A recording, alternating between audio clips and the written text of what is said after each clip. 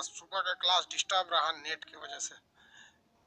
देखिए बाबू, इससे पहले के क्लास में हम आपको जो बताए थे अभी तो थोड़ा स्लो ही चल रहा है आदमी, ताकि आप लोग को धीरे धीरे थोड़ा सा आइडिया हो जाए। तारे की जिंदगी के बारे में समझा दिए थे। पीडीएफ हो गया कि नहीं? पीडीएफ अपलोड हो गया ना? नहीं, तारे की जो लाइफ थी वो सारा लाइफ हम तारे का बता दिए थे कि कोई भी तारा बनने से पहले क्या होता है, वो एक निहारिका रहता है, फिर क्या बनता है, तारा बनता है, फिर वो बनता है लाल दानव, इसके बाद अगर वो छोटा है तो श्वेत वामन, उसके बाद बनेगा काला वामन, और अगर बड़ा है तो बनेगा अभिनव तारा, अभिनव तारा से वो बनेगा न्यूट्रॉन, क्वेसर, पल्सर, इसमें से कुछ, उसके बाद वो बन जाएगा ब्लैक होल। ये तारे की जिंदगी बता दिए थे हम। साथ ही आपको गैलेक्सी और वो भी बता दिए थे। हम लोग की गैलेक्सी का नाम क्या है? कितने लोग बता सकते हैं? हम जिस गैलेक्सी में रहते हैं उसका नाम क्या है?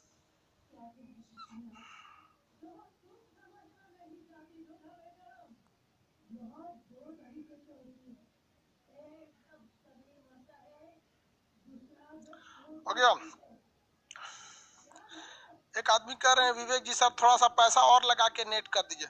बाबू 28,000 का नेट लिए हैं वाईफाई का, इतना महंगा पड़ा है, फिर भी किसी काम का नहीं। एक्चुअली जिस एरिया में हम है ना, अभी पटना में तो हम है नहीं, हम गांव में है, और यहाँ केवल और केवल वाईफाई बीएसएनएल का ही है और किसी का है ही नहीं है। तो हम नवंबर में चले जाएंगे पटना। आप कितना दिन है ये यहाँ पर, तो दिक्कत नहीं होगा भाई। यहाँ पैसे का प्रॉब्लम नहीं है। सोचिए इतना घटिया वाईफाई 28,000 का दिया है, मतलब केबल तक का पैसा हम ही दिए वहां से लाने के लिए। इसलिए नेट का प्रॉब्लम है। ये बीएसएनएल को जानते हैं ना, सोच रहा है इसको मोदी जी प्राइवेट कर दे तो अच्छा है। हम लोग के आकाशगंगा का नाम क्या है? मंदाकिनी।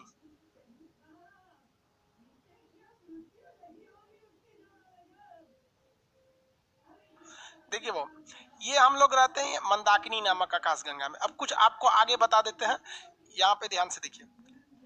कितने लोग बता सकते हैं कि हम लोग एक क्लस्टर में कितने मंदाकिनी रहते हैं? एक क्लस्टर में कितनी आकाशगंगाएं रहती हैं? आंसर दीजिए फटाफट। एक क्लस्टर में कितनी आकाशगंगाएं रह सकती हैं? एक क्लस्टर में कितनी आकाशगंगाएं रह सकती हैं? आंसर फटाफट। आंसर भाई 1 2 3 4 कितना होता है? जल्दी बताइए। हाँ, 3 रह सकती हैं। 3 रह सकती हैं। हम लोग ये भी आकाशगंगा, ये भी आकाशगंगा, ये भी। हमारी आकाशगंगा का नाम क्या है? मंदाकिनी। मंदाकिनी। इंग्लिश वाले इसे क्या बोलते हैं? सब मिल्की वे। हमसे सबसे करीबी आकाशगंगा का नाम क्या है?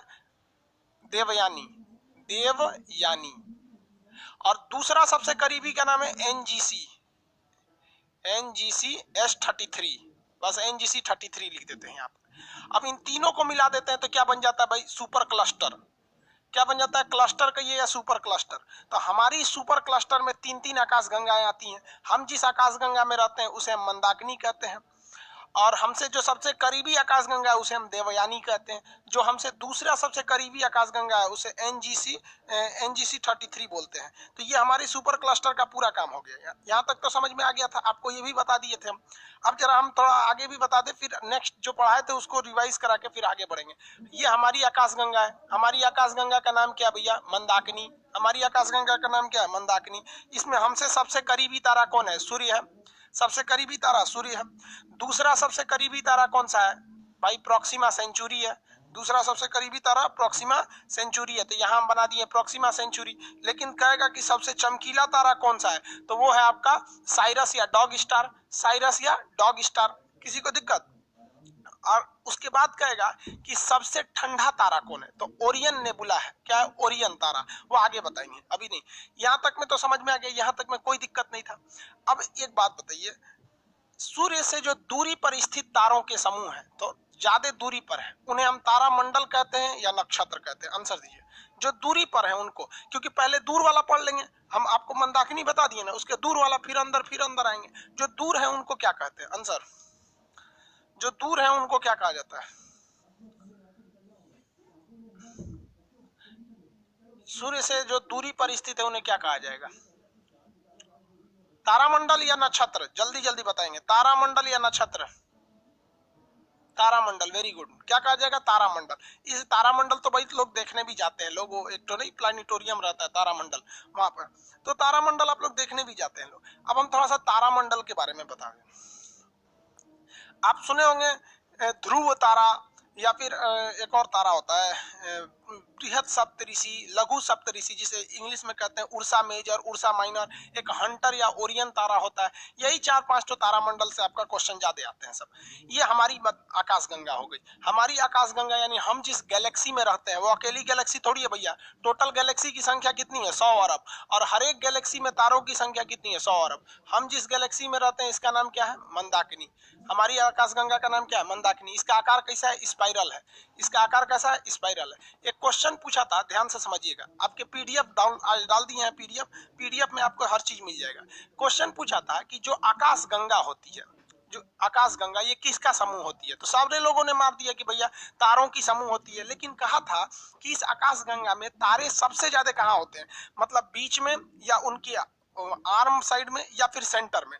तो किसी भी आकाशगंगा में तारों की जो सबसे ज्यादा संख्या देखी जाती है वो देखी जाती है उसके सेंटर पार्ट में, जिस सेंटर पार्ट को हम लोग बल्ज कहते हैं। बल्ज, बल्ज क्या कहेंगे? बल्ज। इंग्लिश हिंदी दोनों में इसे क्या कहा जाता है? बल्ज कहा जाता है। Centre of galaxy is known as bulge. और बल्ज में तारे की संख्या ज्यादा है।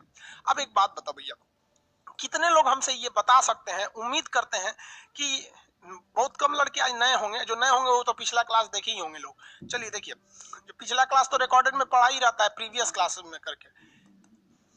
तारा ही तो मरता है तो ससुरा ब्लैक होल बनता है।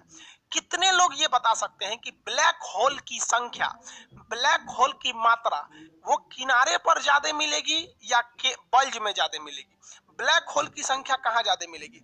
सेंटर मतलब बल्ज कहिए या सेंटर कहिए, यहाँ ज्यादा मिलेगी या आउटर पार्ट में मिलेगी? आंसर दीजिए फटाफट। ब्लैक होल की सबसे ज्यादा संख्या कहाँ देखने को मिलती है? आंसर।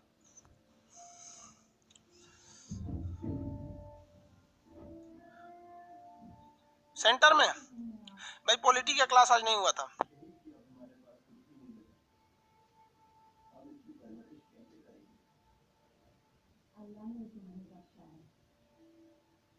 वेरी गुड, सेंटर में ही मिलती है। सेंटर कहिए या बल्ज कहिए, टेक्निकल नाम क्या हो जाता है? बल्ज होता है।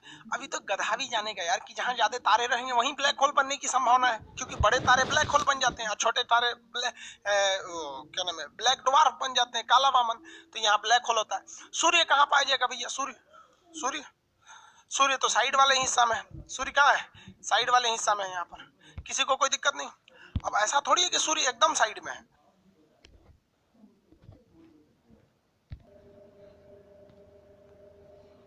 सूर्य के इधर भी तारे हैं, इधर भी तारे हैं सब। इसमें तारों की संख्या इधर भी है। यहाँ भले आपको लग रहा होगा कि यहाँ 8-10 तारे हैं, लेकिन इसी में करोड़ों तारों की संख्या है साइड में ही। तो जो सूरज से यहाँ पर तारों की संख्या है इस पास में, यहाँ पर इस थोड़ी दूरी पर, उन्हें हम लोग कहते हैं तारामंडल। और जो सूर्य से करीब में तारों की संख्या है उन्हें हम कहते हैं नक्षत्र। तो पहले हम क्या पढ़ने जा रहे हैं? तारामंडल, ग्रुप ऑफ स्टार। पहले क्या पढ़ लेते हैं? तारामंडल, ग्रुप ऑफ स्टार। ये दूर पे बनते हैं। दूर पर बनने के कारण इनका ज्यादा महत्व नहीं है और हमारे आम जनजीवन में ज्यादा इफेक्ट नहीं डालते हैं। अरे भाई सूर्य किनारे साइड पे कौन बोल रहा है? सूर्य तो साइड में ना, सूर्य साइड में, यहाँ ज्यादा रहते हैं सब। अब देखिए, नक्षत्र तारों का जो समूह होता है उसमें आपको 3 क्वेश्चन से ज्यादा पूछता है। एक होता है ध्रुव तारा। ध्रुव तारा, इस ध्रुव तारा को देखने के लिए 2 और चीजें होते हैं सब। एक होता है आपका सप्तऋषि। अरे ऋषि कैसे लिखाता है जी? ऋषि, अरे वो ऋषि वाला ऐसे रहता है, ऋषि।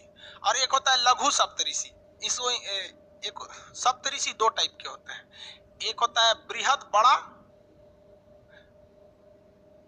और एक होता है लघु छोटा। इंग्लिश में इसे क्या कहेंगे? जो बड़ा रहेगा उसे कहते हैं उर्सा, बड़ा है तो मेजर, और अगर छोटा है तो इसे को कहेंगे उर्सा माइनर। ये एक ही का नाम है। सप्तऋषि का मतलब कितना है भैया? उसमें 7 तारे हैं। 7 तारों का एक ऐसा समूह है जो 2 अलग अलग समूह है। 7 तारे रहेंगे, 4 ठो एक पास रहेंगे, 1 2 3 4, और 3 ठो साइड में रहेंगे ऐसे। तो ये 4, ये 3, 7। तो ये 7 तारों के ऐसे 2 समूह हैं जो 7-7 के 2 अलग ग्रुप है। एक तो थोड़ी दूरी पर है, एक तो थोड़ा करीब है। जैसे देखिए ना, 7 तारा का यहाँ पे हम 7 तारों का ग्रुप बना दे रहे हैं। ये भी तो 7 तारों का समूह है, तो सप्तऋषि कहेंगे। और यहाँ फिर एक हम 7 तारों का ग्रुप बना दे रहे हैं। यहाँ देखिए,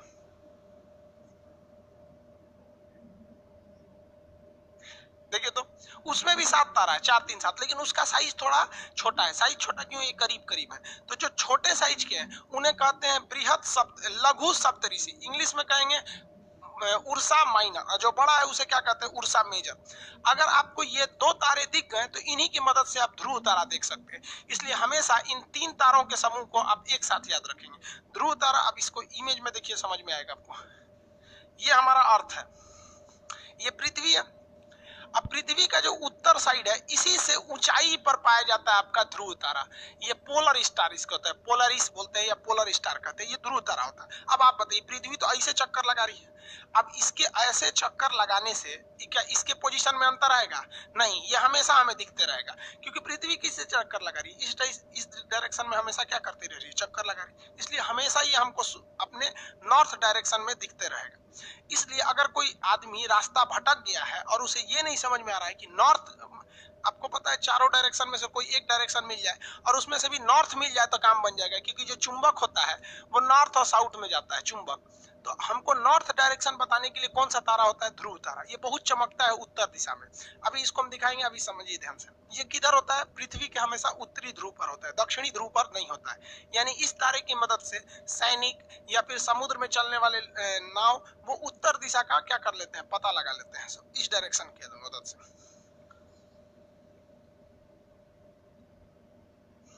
आगे देखिए, यहां देखिए, ये है आपका उर्सा माइनर। 7 तारों का समूह होता है, 1 2 3 4 5 6 7। यहाँ तो पोलरिस हो जाता है, 1 2 3 4 5 6 7। ये देखिए 7 तारों का समूह होता है ये उर्सा माइनर, लघु सप्तऋषि। 1 2 3 4 5 6 7। और इसी के ठीक सामने होता है आपका ध्रुव तारा। इसके ठीक सामने क्या होता है? ध्रुव तारा। तो ध्रुव तारा ढूंढने से पहले आपको पहले चौकोर ऐसे तारे आसमान में घूमने देखने पड़ेंगे। अगर इसे भी नहीं मिलते हैं सब ध्रुव तारा में, तो यहाँ देखिए उर्सा मेजर देखिए, 1 2 3 4 5 6 7। इसका आकार जरा देखेंगे, ये बड़ा है, इसका आकार ये बड़ा है। तो दोनों में अंतर क्या चीज है? देखिए अंतर इस बात का है कि जो उर्सा मेजर है इसमें भी 7 तारे हैं, लेकिन इन 7 तारों के जो बैक डायरेक्शन होता है ना, बैक डायरेक्शन, इसके ठीक आगे मिलेगा आपको ध्रुव तारा। ठीक है, लेकिन जो छोटे तारों के समूह है जिन्हें हमने लघु सप्तऋषि कहते हैं, क्योंकि ये करीब करीब है, इनके पीछे वाले साइड में नहीं मिलेगा, इनके मुंह के सामने मिलेगा। इसको आप समझिए कि इनका सूंड है, हाथी का सूंड कैसे होता है? सामने। तो इनका 4 यहाँ होगा सब। ये डॉटेड लाइन ऐसा नहीं है, ये कल्पना के लिए खींच दिया गया था कि आपको आराम रहे। तो ये 7 तारों का ऐसा समूह है, इनके सूंड के ठीक सामने मिलेगा कौन सा? ध्रुव तारा, जिसे हम लोग पोलरिस स्टार कहते हैं। और ऐसे ही 7 तारों का एक बड़ा सा समूह है, उनके सूंड के आगे नहीं, उनके पीछे साइड के ठीक ऊपर देखेंगे तो मिल जाता है ध्रुव तारा। तो पहले ये क्वेश्चन पूछा करता था कि ध्रुव तारा जो होता है वो किस डायरेक्शन में होता है? तो भैया ध्रुव तारा उत्तर डायरेक्शन में होता है। लेकिन अब नहीं पूछता है, अब पूछता है ध्रुव तारा को खोजने के लिए किस तारामंडल की जरूरत होती है? तो तारामंडल क्या होता है? तारों के समूह को कहते हैं तारामंडल। और ये इतने दूर पे होते हैं कि अच्छे से दिखते नहीं है। 7 तारों के समूह को सप्तऋषि कहते हैं। ये बड़े हो जाते हैं तो बृहत सप्तऋषि और छोटे हो जाते हैं तो लघु सप्तऋषि। क्वेश्चन आएगा कि किस तारा समूह के ठीक सामने, किस तारा समूह को ठीक सामने आपको ध्रुव तारा दिखेगा? आंसर दीजिए, किस तारा समूह के आगे हमको मिलेगा?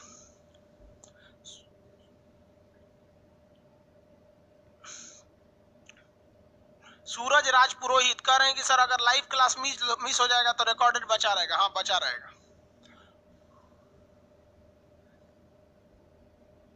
भाई पॉलिटी का एडमिशन अब किसी कीमत पे नहीं ओपन हो सकता। आंसर दीजिए पहले इसका।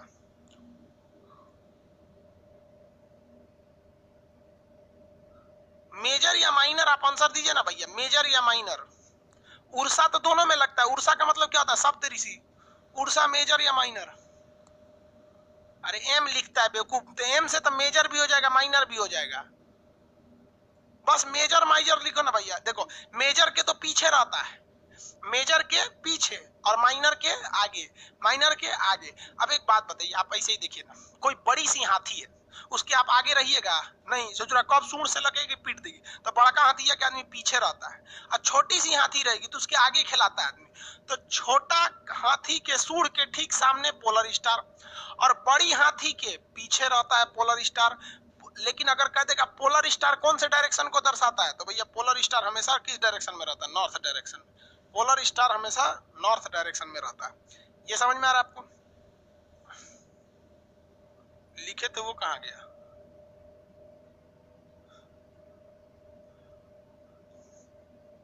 यहां देखिए, सूर्य से दूरी पर स्थित तारों के समूह को हम लोग कहते हैं तारामंडल। इस तारामंडल में एक ध्रुव तारा बहुत फेमस है। कौन सा फेमस है? ध्रुव तारा फेमस है। और कौन सा भैया फेमस है इस ध्रुव तारा में? 89 तारामंडल होते हैं सब भाई, उसमें सारा का सारा थोड़ी ना आपको याद करना है, सारा थोड़ी ना पढ़ना है भाई। एक ध्रुव तारा याद रहेगा आपको, हमेशा नॉर्थ डायरेक्शन में रखिएगा। उर्सा मेजर याद रहेगा, उर्सा माइनर याद रहेगा। इसके अलावे उर्सा माइनर के अलावे एक अलग तारा होता है जिसे हम लोग कहते हैं हंटर स्टार। हालांकि उसका नाम हंटर नहीं है, उसका नाम है ओरियन। चलिए दिखा देते हैं। ये देखिए, ये तारों का समूह है, ओरियन तारों का समूह है। ये एक यहाँ है, दो, तीन बीच में रहेंगे सब, तीन ऊपर, और इस साइड में लाइन से खूब ज्यादा रहते हैं सब। इस तारा समूह को हम लोग कहते हैं ओरियन। क्या कहते हैं? ओरियन। किस नाम से जानते हैं? ओरियन। इसे हम लोग मृग कहते हैं। क्या कहेंगे? मृग। ओरियन नाम से जानते हैं। लेकिन ये लगता है जैसे कोई शिकारी धनुष लिया हुआ है। शिकारी क्या लिया हुआ है? धनुष लिया हुआ है। इसलिए इसे शिकारी यानी हंटर तारा कहते हैं। हंटर मतलब होता है ना शिकारी। देखिए ना, यहाँ पे अगर आप देखेंगे तो ये हम सारे तारों को मिला देते हैं। ये दोनों नीचे वाले को मिला देते हैं, यहाँ मिल गया, ऐसे मिला देते हैं, लगता है जैसे ये शिकारी कोई खड़ा है और ये अपने हाथ में ये तीर लिया हुआ है और यहाँ से ऐसे कोई भाला वगैरह इस टाइप का लिया हुआ है, लग रहा है ना कोई शिकारी है। इसलिए इसी को कहा गया है हंटर स्टार। हंटर स्टार के नाम से जानते हैं। लेकिन हंटर स्टार को आप क्वेश्चन पूछेगा तो आपको ओरियन बताना है। कहेगा कि किस तारामंडल, अब तारामंडल तो आप समझते हैं सूर्य के करीब तो रहेगा नहीं, सूर्य से दूरी पर स्थित तारों के समूह को हम क्या कहते हैं? तारामंडल। कहेगा कौन सा तारामंडल शिकारी के समान दिखता है, यानी हंटर स्टार की तरह कौन दिखता है? तो मार दीजिएगा उर्सा मेजर, उर्सा माइनर। लड़कवा सब Ursa Major, Ursa minor genre करता है सब। तो उर्सा मेजर, उर्सा माइनर नहीं मानना है आपको। क्या मार देना है भैया कि भाई शिकारी की तरह दिखने वाला तारामंडल का नाम है ओरियन।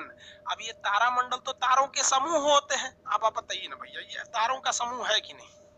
ये नहीं पूछेगा कि कितने तारे होते हैं इसमें बहुत ज्यादा तारे होते हैं इसमें, अपना 16-17 के आसपास।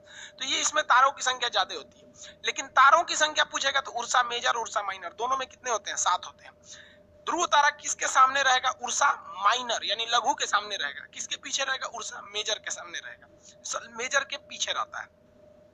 अब ये जो तारों का समूह है, इसमें एक और पूछता है, हाइड्रा पूछता है कि सबसे ज्यादा तारों की संख्या किस समूह में है?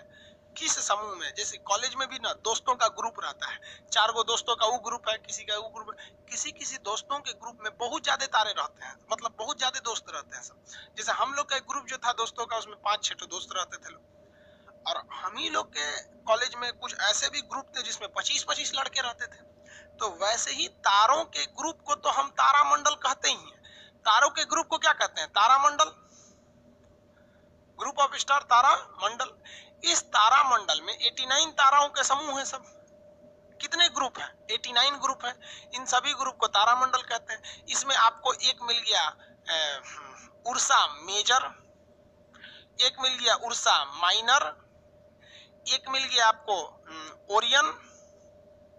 अब इसमें कहता है कि जैसे उर्सा मेजर में 7 गो तारा, माइनर में भी 7 गो तारा, इसमें सोच रहा 15-16 गो तारा। तो कौन से तारे में सबसे ज्यादा समूह होंगे, मतलब किस ग्रुप में ज्यादा तारे मिलेंगे आपको? तो वो आपको उसमें लगाना है आपको हाइड्रा। हाइड्रा सबसे ज्यादा तारों की संख्या वाला में क्या लगा देंगे भाई? हाइड्रा। किसी को कोई दिक्कत नहीं? एकदम चैट बंद किया है सब, ठीक है।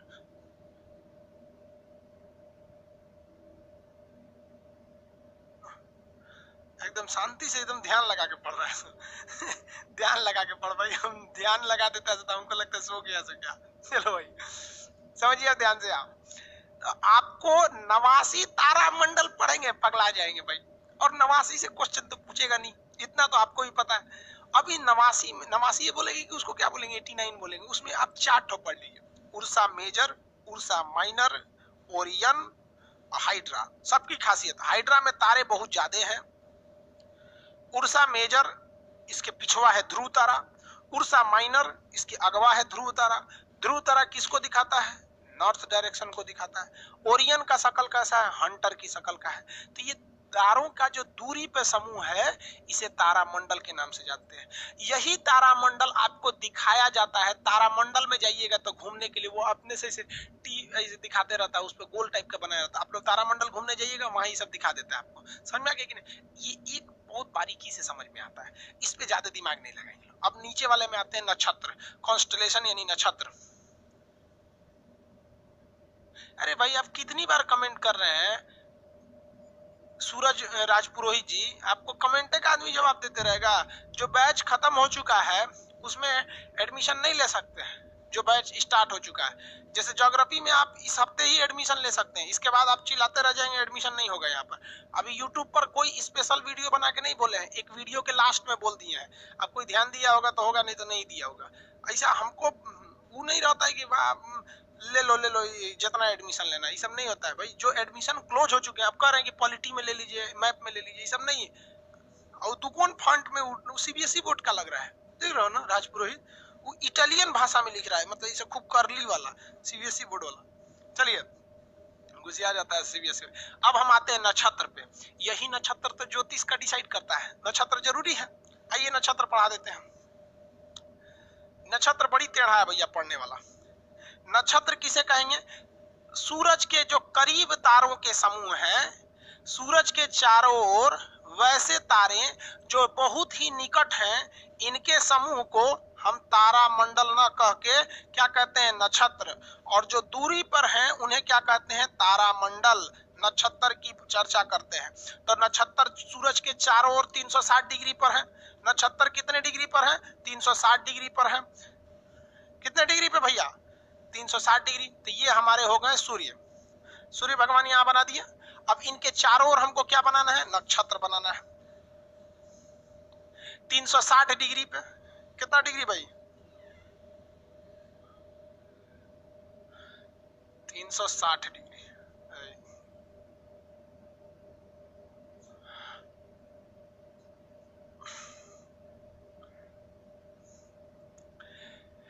360 डिग्री जो होते हैं वो नक्षत्र को बनाना होता है।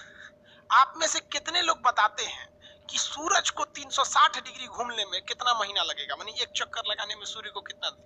अरे पृथ्वी एक चक्कर 24 घंटा में मार देती है कि नहीं मार देती है? सुबह से शाम हो जाता है। सूर्य एक चक्कर पूरा करने में यानी एक राउंड मारने में कितना समय लगाता है, कितने डिग्री घूमता है, 12 महीने। कितने महीने घूमते हैं भैया, 12 महीने घूमते हैं। कितने महीने, 12 महीने का चक्कर लगाता है। तो आप बताइए 360 डिग्री जो है ये कितने दिन में घूमते हैं, 12 महीने में। कितने महीने में, 12 महीने। भाग दीजिए कितना आएगा, 12 3 36, 30 डिग्री। 30 डिग्री यानी एक महीने में 30 डिग्री घूमते हैं। तो यहाँ आपको 30 का खंड बनाना पड़ेगा। 12 ठो खंड बना देते हैं। कई गो खंड बना, 4 भाई। खंड गिनिए तो कैट हो गया है, 1 2 3 4 5 6 7 8 हो गया 12। देखिए 1 2 3 4 5 6 7 8 9 10। अरे एक और बांटना पड़ेगा ना इसमें। अब 12 हो गए, ध्यान से देख लेंगे। 12 हो गया, 1 2 3, अरे मिटा के नाम ही लिख देते हैं, सही रहेगा। हाँ देखिए 1 2 3 4 5 6 7 8 9 10 11 12। 12 जो है ना, ये 12 जो घर है, इस 12 को हम लोग कहते हैं राशि। इस 12 को क्या कहते हैं, राशि। यानी सूरज इतना घसकने में कितने डिग्री घसकने में, 30 डिग्री घसकने में। यानी राशि जो होती है, राशि ये क्या होती है भैया, राशि क्या होता है, 360 डिग्री का चक्कर 12 महीने में लगा रहा है। तो 12 महीने में लगा रहा है तो एक महीने में कितना डिग्री घूमेगा, 30 डिग्री। तो राशि कितने डिग्री को बताती है, 30 डिग्री को राशि बताती है। राशि कितने को बताता है? 30 डिग्री। 30 डिग्री घूम गया तो उसी को हम लोग क्या कहते हैं? राशि। इसी को कहते हैं सूर्य का राशिफल। क्या कहते हैं? राशिफल। लेकिन देखिए ये जो राशि है, सूर्य पूरा घूमेगा तब ना राशि को पार करेगा। इस राशि के दौरान इसको बहुत सारे हमको क्या मिलते हैं? नक्षत्र मिलते हैं। क्या मिलते हैं? नक्षत्र मिलते हैं। नक्षत्र की संख्या बताइए तो भैया, नक्षत्र की संख्या बोलिए फटाफट। 27 नक्षत्र कितने होते हैं? 27 नक्षत्र होते हैं। और ये 27 नक्षत्र 360 डिग्री के पे घूमते रहते हैं यहाँ पे सूर्य के साथ 360 डिग्री पर। यानी 360 डिग्री घूमने में 12 महीने लगते हैं। कितने महीने? 12 महीने। तो बताइए यहाँ देखिए टोटल 27 नक्षत्र हैं और 12 महीने में ये पूरा चक्कर लगा देता है पूरा एक साल में। तो बताइए तो कितना काटेंगे तो कितना आएगा? 2.25 आएगा। अरे 12 दूनी 24 होता है और फिर उधर 3 को और जोड़ना पड़ेगा तो 2.25 आएगा। यानी हम एक ये बात कह सकते हैं यहाँ कि ये सूर्य है, फिर से समझिए ये गड़बड़ हो जाएगा नहीं समझेंगे तो। ये सूर्य है, इसके चारों ओर 27 गो नक्षत्र घूमता है सर। कितना नक्षत्र? 27 नक्षत्र घूमता है सर। नक्षत्र यानी कॉन्स्टेलेशन 27 घूमता है सर। 27 नक्षत्र हैं इनके चारों ओर। और नक्षत्र होते क्या है? तारों के समूह होते हैं जो करीब होते हैं, नक्षत्र होते हैं। अब आप बताइए कि एक राशि में कितने नक्षत्र? एक राशि में 2.25 नक्षत्र होते हैं। एक राशि में कितने नक्षत्र? 2.25 नक्षत्र। मतलब देखिए क्या है, 2.25 का मतलब 2 से ज्यादा। कुछ तारों का समूह यहां होगा, एक ये नक्षत्र हो गया, नक्षत्र मतलब तारों का समूह। एक ये नक्षत्र हो गया 2 और ये 2.25, बाकी तो इधर चला जाएगा। तो आप देखिए एक राशि में कितने नक्षत्र? एक नक्षत्र, 2 नक्षत्र और 2.25। कितना? 2, 2.25। वैसे ही इसमें भी हटाएंगे 2.25। तो हर राशि में कितने नक्षत्र होते हैं? 2.25 नक्षत्र होते हैं। अब कोई लड़का पैदा हुआ, ध्यान दीजिए, अब कोई लड़का पैदा हुआ और वो इस 10वें महीने में पैदा हुआ, मान के चलिए यहाँ 10 इस राशि में पैदा हुआ कोई लड़का, तो उसके राशिफल कौन सी राशि में पैदा हुआ है? तो 10वीं राशि में हुआ है। कौन सी राशि में? 10वीं राशि में। अब राशि पंडित जी लोग देखते हैं, अभी उसको समझाएंगे, पहले ये तो समझिए ना, तो एक के बार में नहीं समझ में आएगा। तो ये 10वीं राशि में है, लेकिन यहाँ ससुरा डिसाइडे नहीं है कि वह इस नक्षत्र में जाएगा कि इस नक्षत्र में जाएगा कि इसमें नक्षत्र में जाएगा। तो एक राशि में कोई व्यक्ति है तो जरूरी नहीं है कि एक राशि में अगर कोई 2 लड़का पैदा हुआ है तो उसका नक्षत्र भी सेम हो। एक ही राशि में पैदा होने वाले लड़के के 2 अलग अलग नक्षत्र हो सकते हैं। रोहिणी एक नक्षत्र है। रोहिणी क्या है? एक नक्षत्र है। कर्क एक नक्षत्र है। मकर एक नक्षत्र है। तो ऐसे करके टोटल कितने नक्षत्र होते हैं? 27 नक्षत्र होते हैं। समझ में आ रहा है कि नहीं आ रहा जी?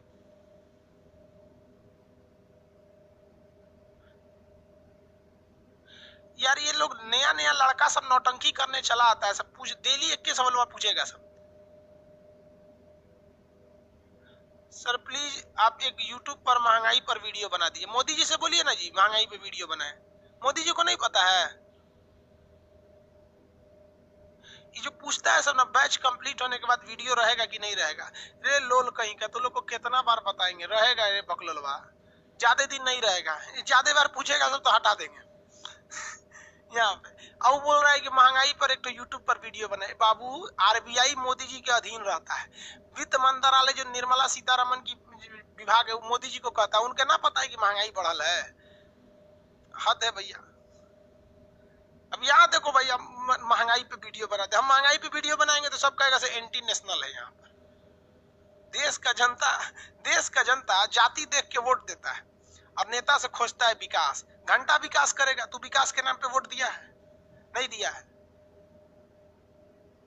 जाति के नाम पे वोट बटेगा, विकास खोजेगा नेता से। यहाँ ज्योग्राफी पढ़ भाई। देखिए भाई कोई डाउट है तो इसमें पूछिए, नक्षत्र में वगैरह में। अब जो देखिए बाबू, अब एक बार ध्यान से समझिए, जो एग्जाम लायक चीज थी उसको हम अभी बता दिए हैं। इसके बाद आपकी कॉमन जानकारी की चीजें बताएंगे। एग्जाम के लिए यही था कि नक्षत्र की संख्या कितनी होती है? 27 नक्षत्र। राशियों की संख्या कितनी होती है? 12 गो राशि होती है। कितनी राशि? 12 राशि। एक राशियों की संख्या कितनी होती है? 12। एक राशि कितने डिग्री का होता है? 30 डिग्री का। कितने डिग्री का? 30 डिग्री का। साल में कितनी राशियां? 12 राशि। हर एक राशि में कितने नक्षत्र? 2.25 नक्षत्र, 2.25 नक्षत्र होते हैं। जबकि तारामंडल की संख्या 89, तारामंडल की संख्या 89। तारामंडल कहाँ थे भैया? वो तो दूरी पर थे। ये ब्लैक वाला तारामंडल, ये वाला यहाँ पे। अभी यही अभी देखिए, अब ज्योतिष की दुनिया में अब चलेंगे लोग। अभी तो ये एस्ट्रोनॉमी चल रहा है, अब एस्ट्रोलॉजी, ज्योतिष की दुनिया में चलेंगे कि कौन नक्षत्र कैसा है, किस लड़का का मतलब कौन लड़का ज्यादा लड़की पटा लेता है, ये सब चीज बताएंगे।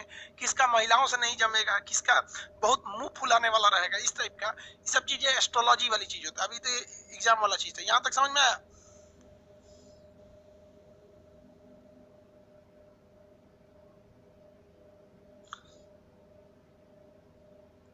आगे बढ़े।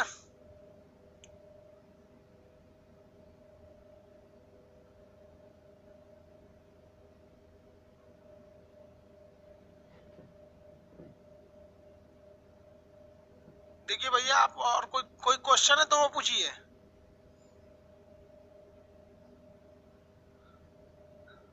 राशि 12 89, ऐसे समझ में आ गया ना?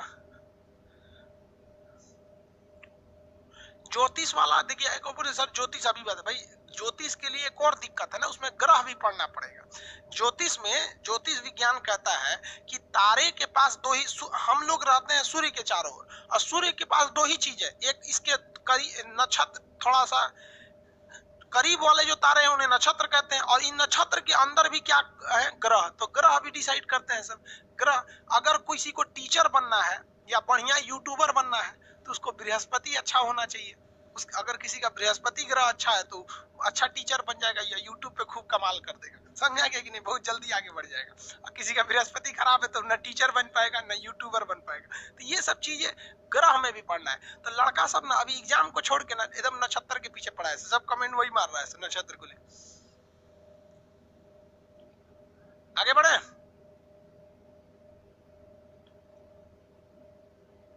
सर नक्षत्र की गिनती वैज्ञानिक करते हैं क्या? अभी जो चीज पढ़ाए वो सब वैज्ञानिक नहीं बताया था, अभी जितना चीज बताया।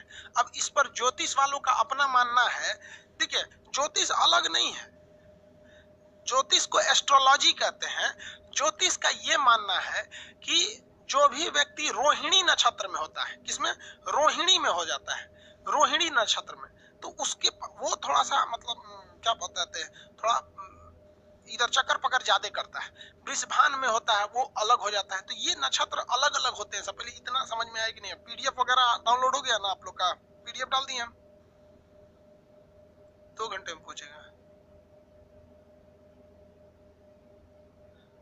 चलिए, कॉन्स्टलेशन इतना है।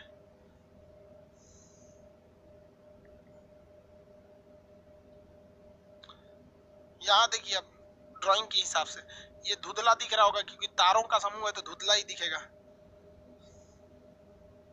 यहाँ पर हमारा सूर्य स्थित है, ये सूर्य, और ये सारे के सारे हमारे नक्षत्र हैं सब, ये सारे के सारे नक्षत्र हैं सब। अब देखिए, सूर्य जो है यहाँ पर सूर्य का चक्कर लगा रहा है, ये हमारा सूर्य हो गया यहाँ पे। अब अगर यहाँ देखिएगा तो यहाँ भी तारों का समूह है, ये कर्क समूह है। तारों का ये समूह क्या? कर्क समूह है। इसकी उल्टा देखेंगे तो मकर समूह आएगा। कौन सा समूह आ जाएगा? मकर समूह आ जाएगा। तो ये तारों का समूह, ये सब क्या है? नक्षत्र है सब, ये सब के सब नक्षत्र हैं सब। अब ज्योतिष कैसे काम करेगा उसको समझिए। सब के सब नक्षत्र में है सब। बीच वाला हमारा सूर्य है।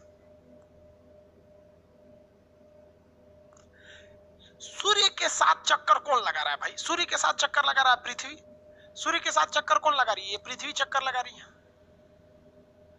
यही चक्कर लगा रही है ना। तो साइंस तो यहां तक बता दिया।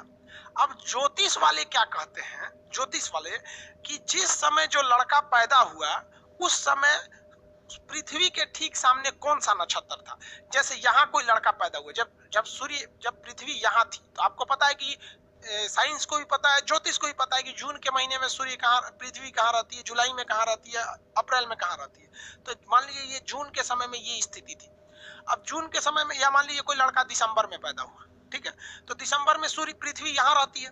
अब वो देखेंगे कि इसके ठीक सामने कौन नक्षत्र है, तो इसके सामने जो नक्षत्र है मकर नक्षत्र है। कौन सा नक्षत्र है? मकर नक्षत्र। अब ज्योतिष वालों ने एक एवरेज निकाला है कि मकर नक्षत्र में जो लड़के पैदा होते हैं इनका स्वभाव कैसा होता है, क्या क्या दिक्कत आती है। तो इसी पर ज्योतिष, साइंस यहीं तक आके रुक जाता है। साइंस ये सारा चीज समझा के आगे निकल जाता है, लेकिन ज्योतिष कहता है कि भैया जो जहां पैदा हुआ, अब जैसे मान लीजिए कि कोई यहाँ पे पैदा हुआ तो इसके ठीक सामने देखेंगे कौन सा नक्षत्र है, ये नक्षत्र को देखना रहता है। तो यही चीज को मिला दीजिएगा तो इसे कहा जाएगा एस्ट्रोलॉजी। तो भारतीय जो ज्योतिष विज्ञान है वो किस पर आधारित है? नक्षत्र पर आधारित है। ये तारामंडल पर आधारित नहीं है। इसके अलावे एक और चीज निर्भर कर देता है। देखिए, ऐसा तो नहीं है कि सूर्य का चक्कर केवल हमारी अपनी पृथ्वी लगा रही है। हमारे इस सूर्य का चक्कर और भी ग्रह लगा रहे हैं, शनि ग्रह भी लगा रहा है, मंगल ग्रह भी लगा रहा है, और ग्रह भी लगा रहे हैं। अभी ग्रह पढ़ाए नहीं इसलिए कंफ्यूज हो जाएंगे आप लोग।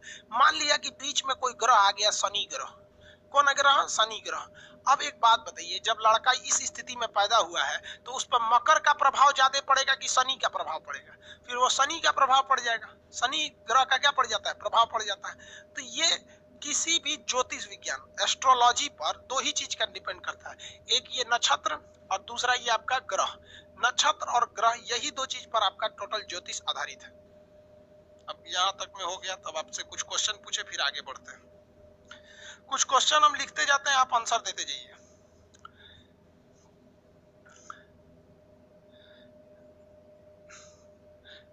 नियरेस्ट गैलेक्सी, सबसे करीबी आकाशगंगा।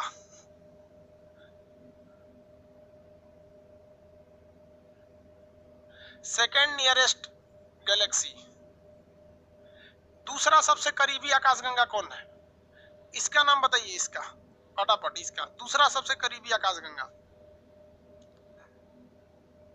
दूसरा वाले का नाम दीजिए। एंड्रोमेडा तो सबको पता है, दूसरे वाले का नाम, दूसरा सबसे करीबी, दूसरे वाले का नाम दे दीजिए। दूसरे वाले का नाम नहीं याद आ रहा है। NGC 33, NGC 33। ये क्या है? सुपर क्लस्टर है,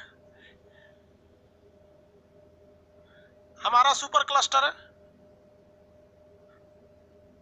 इसमें हमारी एक मंदाकिनी हो जाएगी, एक एनजीसी 33 हो जाएगा, एक देवयानी हो जाएगी।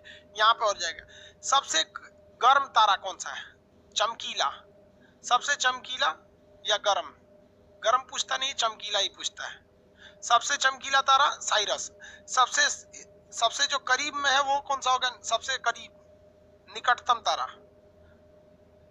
सबसे निकट हमारे सूरज है, और कहेगा कि सूरज से सबसे निकट कौन सा है, तब प्रोक्सिमा सेंचुरी है। सबसे चमकीला कौन सा है? साइरस या डॉग स्टार। साइरस या डॉग स्टार सबसे चमकीला है।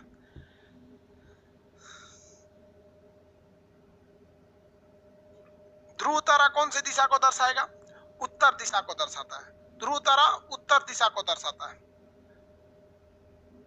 किस तारे का आकार एक हंटर यानी किस तारामंडल का आकार एक हंटर यानी शिकारी के समान है?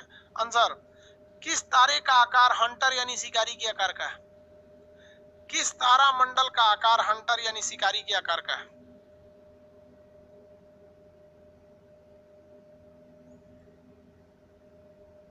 हंटर यानी शिकारी के आकार का भैया। Orion, Orion, very good. Ursa Major कौन बोल रहा है भाई?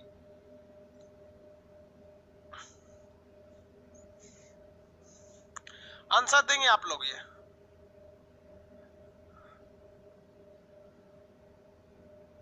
पोलर स्टार है। कितने लोग बता सकते हैं, यही देखना है।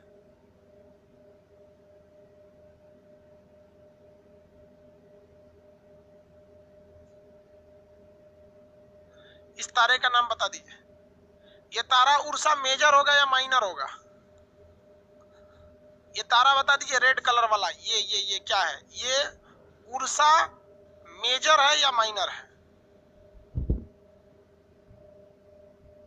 ये मेजर माइनर लिखिए बस, उर्सा नहीं भी लिखेंगे तो चलेगा। मेजर माइनर,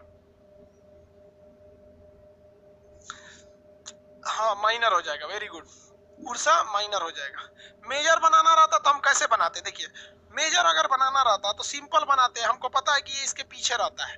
ये मेजर क्या रहता है, पीछे रहता है। तो पीछे बनाने के लिए एक यहाँ बना देते हैं, एक यहाँ, एक यहाँ, 4 हो गया। और यहाँ सूंड निकाल के 3 ठो इधर फेंक देते हैं, ऑटोमेटिक इसके पीछे हो गया। जो पीछे है तो जब ध्रुव तारा के पीछे दिखेगा, अगर इसका सूंड उस डायरेक्शन में है तो आप समझ जाएंगे कि ये मेजर वाला है, उर्सा मेजर है। पोलर स्टार ये हमेशा तो ध्रुव पृथ्वी के किस डायरेक्शन में रहता है, उत्तर डायरेक्शन में रहता है, पृथ्वी के उत्तरी ध्रुव पे ये हमेशा पाया जाता है।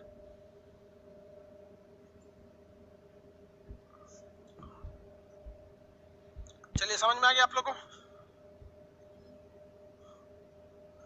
पीडीएफ देखिए, आपको जितना बताए हैं ध्यान से समझिए, आपको अब तक 3 टॉपिक बता दिए हैं।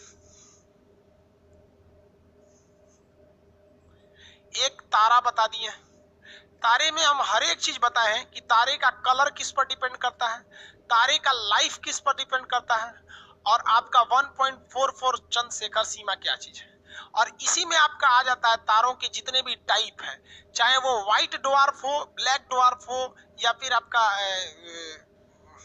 रेड जाइंट, पल्सर, क्वेसर, ये चीज ये पीडीएफ में आप देखिएगा, कोई प्रॉब्लम हो तो पूछिएगा। दूसरा चीज हम आपको बता दिए गैलेक्सी से, गैलेक्सी हिंदी में क्या कहेंगे, आकाश गंगा, आकाश गंगा, इस गंगा, ये टोटल बता दिए हैं। इसके बीच के भाग को बल्ज क्या कहते हैं। उसके अलावा हम आपको बता दिए तारामंडल, तारामंडल एंड नक्षत्र। तारामंडल कंप्लीट जितना एग्जाम लायक था बता दिए। नक्षत्र अभी चल रहा है। अभी आप लोग का काम क्या है, आज आप लोग पीडीएफ देखिए, उसमें कोई प्रॉब्लम हो तो उसको अलग कॉपी में रखिए। कल जैसे बैच स्टार्ट करेंगे आपसे वो क्वेश्चनराइज करेंगे, फिर आप लोग से उसका जवाब दीजिएगा। आज के लिए इतना ही, क्योंकि कल नक्षत्र को कंप्लीट करेंगे। एग्जाम से रिलेटेड नक्षत्र में जितनी चीजें थी बता दी है। तारामंडल में ज्यादा इंपॉर्टेंट नहीं आता है। कल ज्योतिष वाली चीज को कंप्लीट करके फिर हम लोग आगे बढ़ेंगे लोग किस पर, ग्रह पर, सोलर सिस्टम पर, और ये मोस्ट इंपॉर्टेंट हो जाता है एग्जाम के लिए।